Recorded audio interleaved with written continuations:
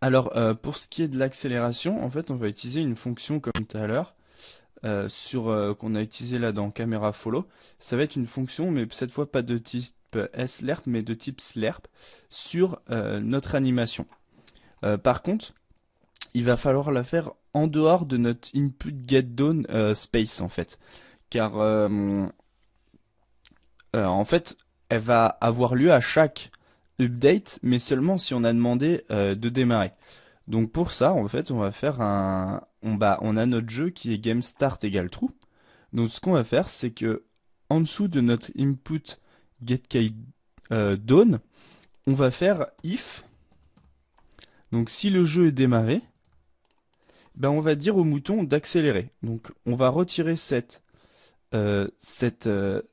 fonction-là. On va juste, quand on va faire un CTRL X, CTRL V, on va la couper-coller, en fait, on va la mettre là. Et ce qu'on va faire, en fait, euh, au lieu de dire d'aller directement à 2, on va utiliser un mat f.lerp avec une majuscule et on va lui dire d'aller entre la speed qu'il a actuellement, donc chip animator.get float. Donc notre float il s'appelle speed move z. Hop, je sors de ça. On veut aller jusqu'à 2 et on va lui dire tu vas avec delta avec pardon time.delta time. Donc voilà. La seule chose c'est que on va pas y aller avec un time.delta type directement, on va créer une nouvelle variable qui va être public var qu'on va appeler accélération, donc ACC par exemple, qui est de type float et qui va être égal à 1 par défaut. On va voir ce qu'on en fait après. Et donc on fait AC fois time.delta time. Comme ça on pourra gérer l'accélération si on veut qu'elle aille plus vite ou moins vite après. Ce qu'on va faire aussi, c'est qu'on va vérifier quand ça sera plus grand, quand notre vitesse sera plus grande que 2, on va pas lui dire de recalculer à chaque fois ce calcul-là, ça sert à rien.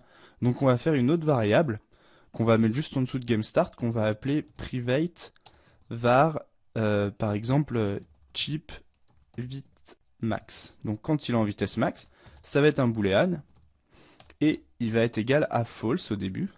Donc on va dire si le jeu est démarré et que la vitesse max n'est pas atteinte, donc on met et après on met un point d'exclamation chip vite max, et il fait ça.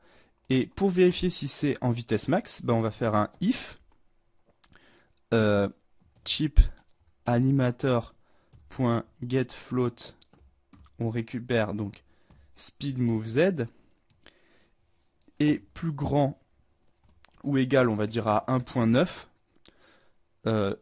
et on va faire que déjà ça va le mettre automatiquement à 2, comme ça on est sûr qu'on est à 2, 2.0, hop, et en même temps on va dire que chip vitesse max a été atteint, donc égal true. Donc on va retourner sur Unity, on regarde qu'il n'y a pas d'erreur et on va lancer. Donc quand j'appuie sur espace, vous voyez mon mouton marche, puis il se met à courir après. Hop, hop, bon là j'ai perdu. Mais du coup, on peut par exemple, là je vais mettre un petit debug.log, .log, et on va mettre vitesse max atteinte. Comme ça, dès qu'il atteint la vitesse max, il va me le dire et on va pouvoir le voir.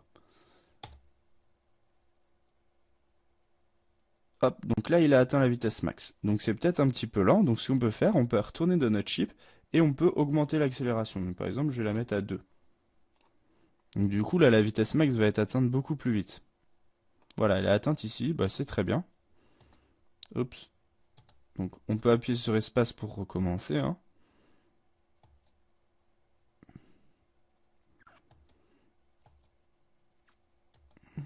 Les barrières là étaient vraiment proches. Et j'ai raté. Hop, hop.